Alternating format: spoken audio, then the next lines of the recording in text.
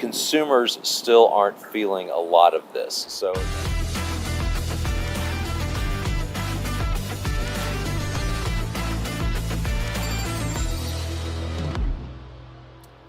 I'm with Ken Vieth, president of ACT Research. We're in sunny Columbus, Indiana right now. We just wrapped up Seminar 73, the Market Vital presentation by Ken's big team here at ACT Research.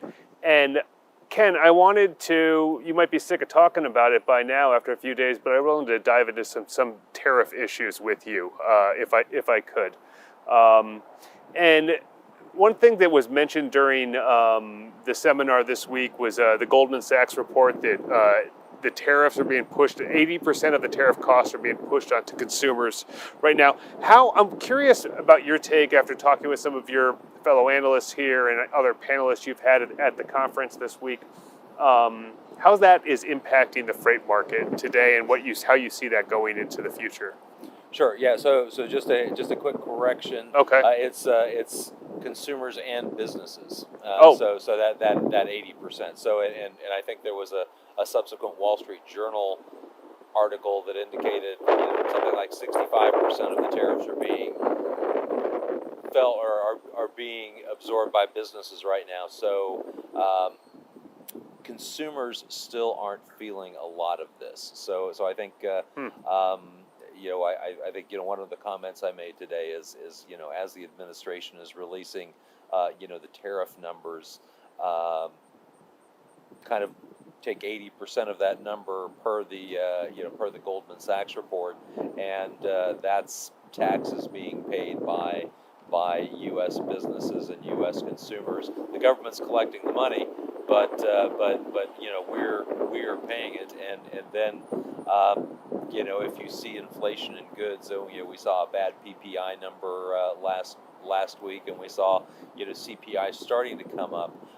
But if we just say goods cost 5% more, we're still going to spend all the money we have. We're just going to get 5% less stuff, and stuff is what trucks haul. Yeah, not services, and that. Yeah, not a lot of services. Yeah. Well, on top of that too, we have the 232 tariffs coming up. The steel, which affects steel and aluminum. What's your take on how that's going to impact the manufacturing side of the commercial vehicle industry? So I think we've been dealing with 232 tariffs since February 1st. We had the 25% on steel and aluminum. And then at the end of May, beginning of June, we got the move to 50% on those tariffs. We've seen trailer prices pushed up. We've seen a couple of price increases in the Class 8 market. Taking a swag, and we don't get great pricing information, but I think the price of a Class 8 truck from kind of the middle of May to the end of June, rose by around $6,000. Wow. Yeah. So do you anticipate that happening more? Is this something that fleets should try to get ahead of, or is this something wait and see because the tariffs could be rescinded also at some point? So I think there are another round of 232 tariffs that we believe we're going to find out about next week, which is the manufacturers that are producing in the United States that are bringing in parts with tariffs on them are being disadvantaged by those tariffs, where competitors who are manufacturing autos and trucks in Mexico, as an example, and if you're bringing that truck across the Mexican border as a USMCA compliant vehicle, you're not paying the same tariff load that someone manufacturing in the United States is. So kind of the scuttlebutt in the industry is that that announcement is likely to drop sometime before the end of the month. Okay. The month being August, so we're... The month being August, yes. Yeah. Okay. I'm just curious, too, as someone who has been following this industry for many years, and his job is to forecast and help people plan, how difficult is this environment that we live in right now? We have joked, and probably it would have been advisable, especially earlier in the year, that we really not only needed to date stamp our forecasts, but timestamp our forecast. As an example, I was giving a presentation down at the NPTC's conference in Orlando back in May, and while I was presenting, Chinese tariffs were changed. So in real time, this is impacting the work, and the on again, off again, kind of cadence of the tariff announcements as certainly made it very difficult, to forecast. I can't imagine, being a manufacturer. Mm. It's another thing when you're planning materials and planning labor and trying to run a production facility. Yeah. What has surprised you? We sat here together 6 months ago during Seminar 72 as the tariffs were really, the threat was there, and they were unrolling out in February. Is there something that surprised you about over the past 6 months that you didn't expect back then, when it was more, this is going to happen, and now we've kind of been living a half a year through it? I think the thing that everybody has been surprised by, and with Donald Trump did say that tariff is his favorite word in the English language. So with that caveat, it wasn't like he was telegraphing what he was going to do, but it's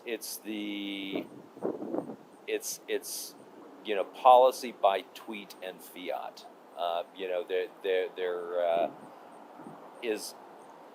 There appears to be little regard for the impact of the tariffs, and the optics are almost more important than what is being I think trying to be accomplished. But is there opportunity within that for business leaders?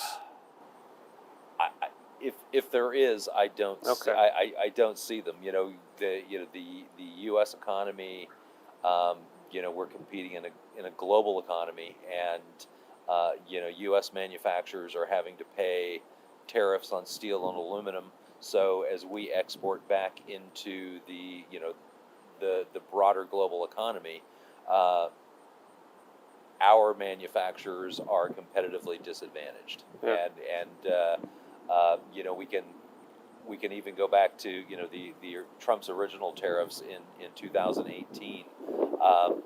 Industrial production and I would say U.S. manufacturers are still running below the pre-tariff trend that was prevailing back in 2018. So the damage that was done in 2019, I think, was largely lost in the pandemic, and those tariffs were very targeted and specific, and arguably kind of rational, and this is just seems to be a global tariff fest with a sledgehammer.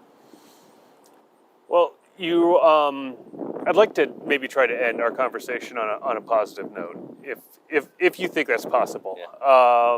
And after everything you just said, I don't know if that is, but what's something positive, something optimistic that you took out of the past 2 days of this gathering? I think ultimately the U.S. economy is resilient. We're a nation of doers. We've got a big surge of productivity coming down the line. We've got tight population, so wage growth should pick up, and while I'm concerned about the U.S. economy's competitiveness in say manufacturing, the U.S. economy is very deep pocketed, and we'll get through this. Finding out whether this is a level change on tariffs, or whether this becomes something worse. But if we look out, year and a half, we'll be through this and should be talking about positive things again. Well, I hope that you and I get a chance to talk about positive things for the next couple of years too. Right. And thanks as always for having Fleet Owner down here in Columbus and at the seminar. We always pick up a lot of good information and see a lot of good people. Oh, pleasure. Thanks for coming, and always enjoy your work. Thanks, Ken.